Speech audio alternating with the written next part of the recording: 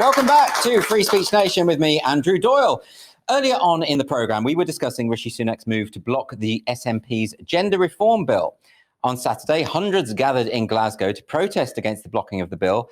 But we've also seen many people protesting against the bill. So here to give us a Scottish perspective is Susan Smith, co-director of For Women Scotland, a women's group who are working to protect and strengthen women and children's rights. Susan, thanks for joining me. I want to ask you first about the reform bill and what are your principal oppositions to this bill? Principally, it's because it opens up this process that was limited to a very small number of people to just about anybody, and there's no safeguards around it whatsoever. And I think, then you start to get into these more intense questions about whether or not actually in law we should be allowing people to change sex, which is a protected characteristics, because of the impact it has on other people. And what we brought a judicial review last year, and the ruling said that when a person gets GRC, they change their sex under the Equality Act for all purposes. So that's a massive thing. And if you're allowing just anybody to walk up and change their sex, you are diluting the protections that are available for women. And not just protections, things like data collection, policy planning, looking at things like gender pay gaps and so on. All of that stuff just becomes meaningless the more people can take advantage of this. I've been reading a lot about the debates that happened in the Scottish Parliament, the SNP saying that they had rigorous debate, but then at the same time, Nicola Sturgeon saying that the views of feminists around this issue have no merit. And that doesn't sound like a serious debate, does it, if you just completely dismiss the alternative view? What has your experience been of trying to present your view to the SNP?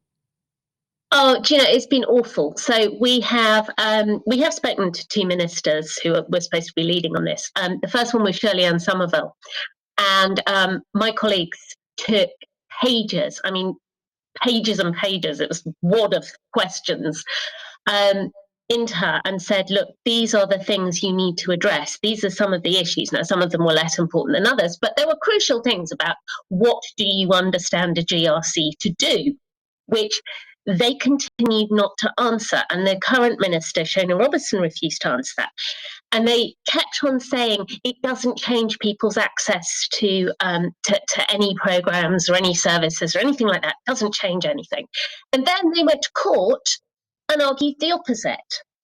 And they argued actually the same case that the AHRC brought to them a year ago when they said, you are expanding this. We think it's a problem because we think it changes people's rights. And the Scottish government said, no, it doesn't. And then they went to court and made that argument.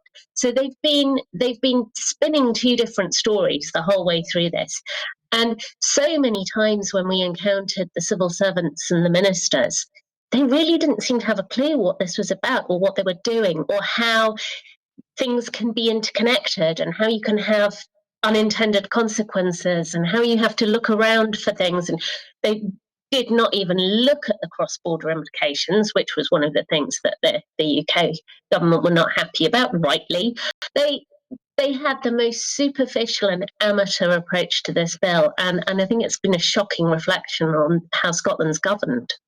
I mean, isn't one of the problems, you say there that a lot of people just don't understand the issues, and I couldn't help but notice that some of the debates in the London Parliament about all of this have descended into sloganeering and shouting, and that whenever we've heard women who are concerned about their single-sex spaces and the threat that it poses to women's rights to have gender self-ID, you've had politicians, male politicians, I should say, shouting at them, saying this is a transphobic dog whistle, saying this is all about hate.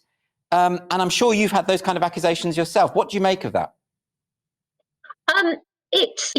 After a while you start to get used to it, but I'm not sure you should become desensitized to it, but you do. And yeah, there are some politicians in Holyrood who have made some really actually outrageous and disgusting comments about women who are opposed to this bill. And, they seem to think that at best we're deluded and at worst we're actively evil. And they whip up a lot of hostility. And we saw politicians turning out to that demo in Glasgow this week, and there were signs, which I'm sure you've seen in the press, saying things like decapitate TERFs. And this shouldn't be normalised. Nobody should be normalising this sort of behaviour, and nobody should be excusing it, but they are. And a lot of the people who are very involved in the activism have got track records of making abusive comments, threatening comments, and it's simply not good enough. And it's not good enough for the organisations who are setting up and supporting these rallies not to investigate and publicly condemn all of this. That's something I do want to ask you about, is the violent rhetoric that's coming from certain activists. You mentioned the sign at the protest saying decapitate TERFs. I think we might have an image of that sign if we could look at that. But there were two SNP politicians standing in front of the sign that an activist was holding saying decapitate TERFs. Of course, it is perfectly possible that that sign was put up. They didn't see it. All the rest of it. There's the sign there that we can see now on the screen. But that kind of violent rhetoric is seen again and again from activists. I know that one of the activists sitting in the gallery during the debates was pictured with an axe on Twitter, threatening gender-critical feminists. What is going on here, and why are we seeing this kind of rhetoric? And a knife. And actually, that person was making the speeches at that rally. It was one of the people who were organising the entire rally. And the politicians were chumming around, and they're all very friendly and praising each other. And every time they have one of these rallies, there's a placard like that. There are actually 4 politicians standing there. The picture that's there is just of the 2, but they're all SNP, and they have all said they didn't see it. Now, that maybe they didn't, but I think if you go to one of these events, you have to be quite careful if you're a politician, because there are going to be signs like that, and these politicians know that. They're supposed to be aware, and that filming was done by the National, which is a hugely pro SNP publication. So obviously they didn't think it was a problem. There were organisers putting up pictures of some of those placards before they turned up, going, "Oh, look at these lovely placards we've made," and that was one of them. It was front and centre on some of the pictures.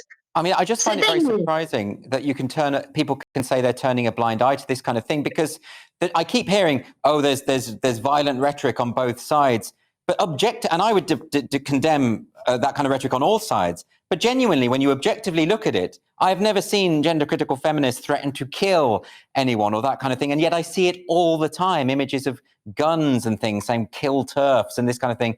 There is a problem on that side that does need to be addressed by the people who are advocating for those causes, doesn't there? They do.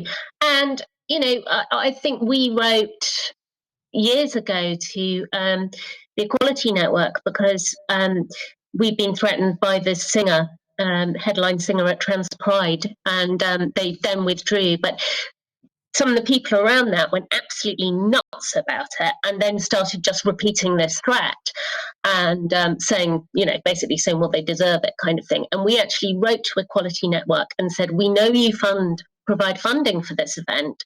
Can you please have a word with these people? And they just said, oh no, we condemn violence, but no, we can't tell people what to say. One of the people actually organising the event was somebody employed by them, so I'm not sure why they couldn't intervene. And they offered to sit down with us and explain to us why self-ID wouldn't harm our rights. And we said, well, if you've got people threatening us with violence, I'm sorry, we think that does interfere with our rights. But they're a government-funded organisation, and they were not prepared at that point to step in and condemn these threats. So, yeah, we're very pleased that the UK government stepped in. Actually, I don't think they had an option, because the Scottish government kept being told what they were doing was going to impinge on the Equality Act. They were told over and over, and they didn't listen. I mean, they say the weight of evidence was in their favour. Well, it was, because they had a very biased process. They invited a load of people who were activists on that side. Some people who weren't particularly senior, some people who weren't particularly knowledgeable in this area.